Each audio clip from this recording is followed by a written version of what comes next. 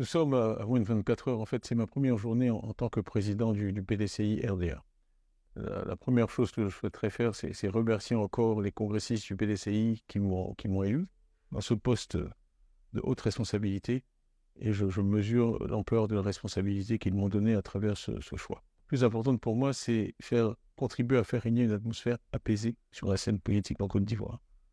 Je crois que dans cet esprit, il est important qu'on fasse preuve de modération et qu'on accepte que dans toute œuvre humaine, il y a des choses bien, des choses moins bien.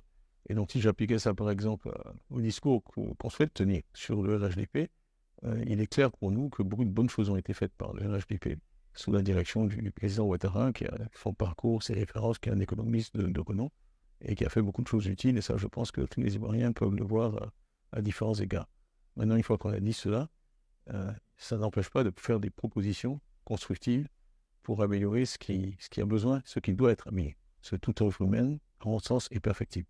Et là où nous sommes concentrés aujourd'hui, c'est en tant que parti, travailler à d'abord écouter les Ivoiriens, aller à l'écoute des Ivoiriens, être proche d'eux, de leurs préoccupations, et ensuite donc développer des propositions qui seront de nature à satisfaire les préoccupations des Ivoiriens à court et à moyen long terme.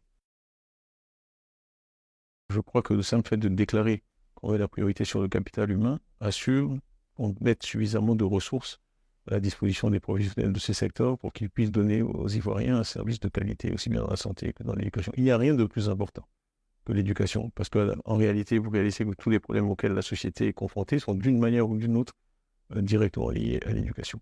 Donc, mettre l'accent sur notre système éducatif, s'assurer à tous les niveaux primaires, secondaires, tertiaires, que les Ivoiriens ont accès à un système où il y a une égalité d'opportunités, où le fait qu'ils soient nés dans telle ou telle partie du pays ne détermine pas leur destin, mais que leur destin soit déterminé par leur capacité propre, pas par la loterie, la naissance dans telle ou telle partie du pays. Ça, c'est quelque chose qui est très important pour moi, même dans le domaine de la santé.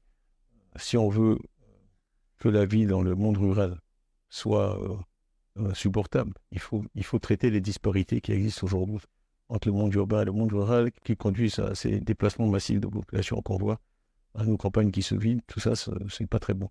Donc ça, c'est son sujet. Il y a le sujet de l'emploi et des entreprises, où moi, j'ai un profil qui fait que je pense que je peux beaucoup apporter. Le monde de l'entreprise est un monde que je connais bien.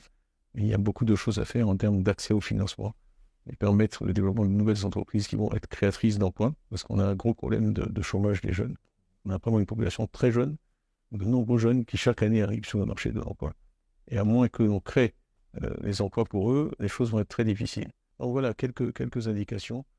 Comme j'ai dit, un ton plus apaisé, une approche plus objective des choses, en reconnaissant les mérites des uns et des autres, en étant aussi clair sur les choses qui peuvent être améliorées, et arriver donc je dirais, des échanges plus matures, contrer et échanger avec les leaders des autres partis. D'ailleurs, je me réjouis que le RHDP a été représenté par le ministre Anchoumani à notre congrès hier.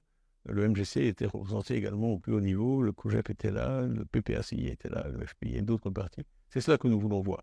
Une atmosphère de fraternité, tout en ayant des idées différentes, mais une atmosphère de fraternité, beaucoup de respect, pas d'invective, pas d'injures, mais un débat mature.